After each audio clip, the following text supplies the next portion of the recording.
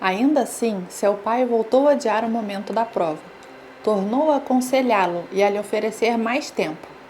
Mas chegou o instante em que foi preciso pensar em todos os outros anjos, e não apenas na história pessoal de um deles. Dessa forma, chegou o momento da revelação. Fez-se silêncio no céu, o firmamento calou-se, e Deus falou de um modo solene. Revelou-nos que um dia criaria um universo material. Vimos aflorar a vida nele.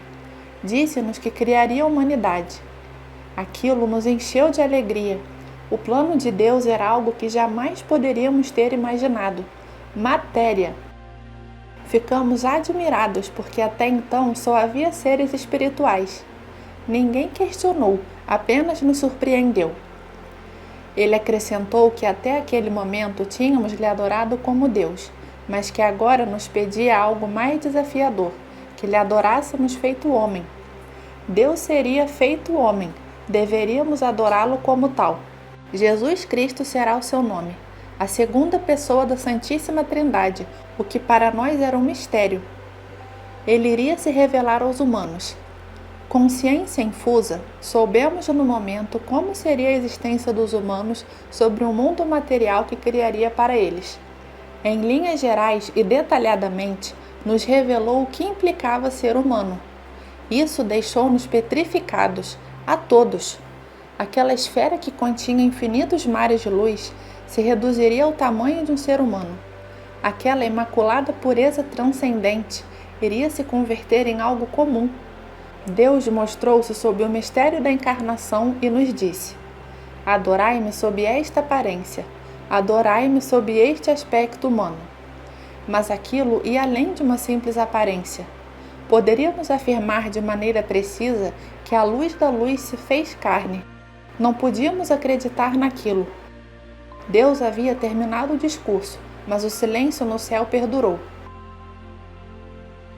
Estávamos perplexos.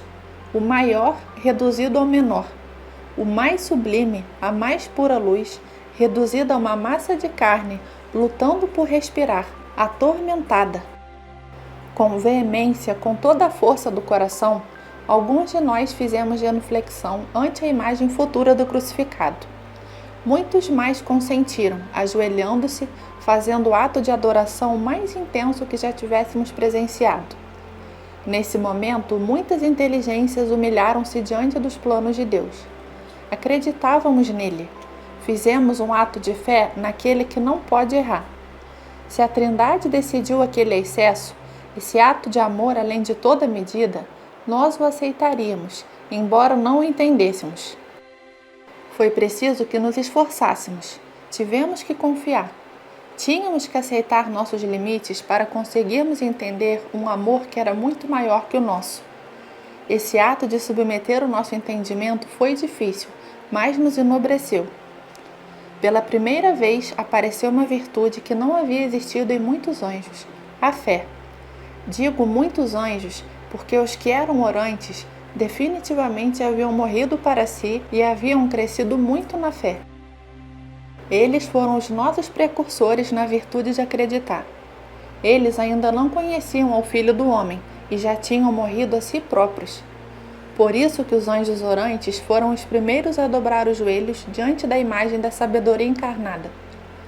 Gradualmente, os anjos foram se prostrando, rendiam-se conforme as suas inteligências e por vontade própria abrasavam as decisões divinas, mesmo sem compreendê-las.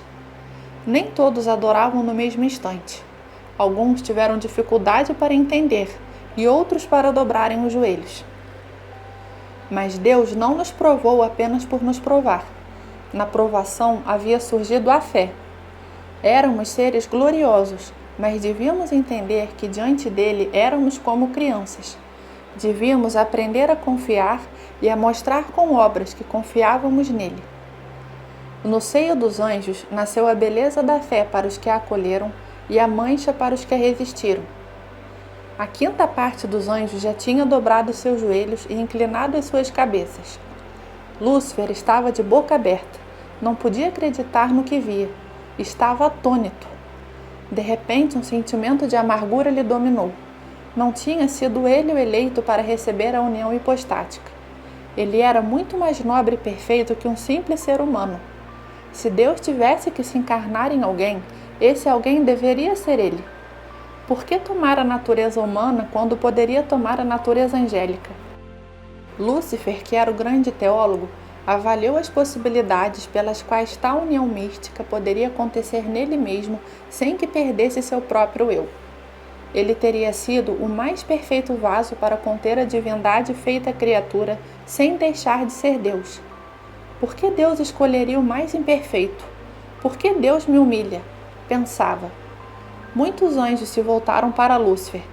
O olhar deles era uma pergunta cheia de ansiedade. Por que não te ajoelhas? Seu silêncio inquietou a muitos. Cada vez mais anjos surpresos se voltavam ao sumo sacerdote. Estava imóvel, pois não se ajoelhava.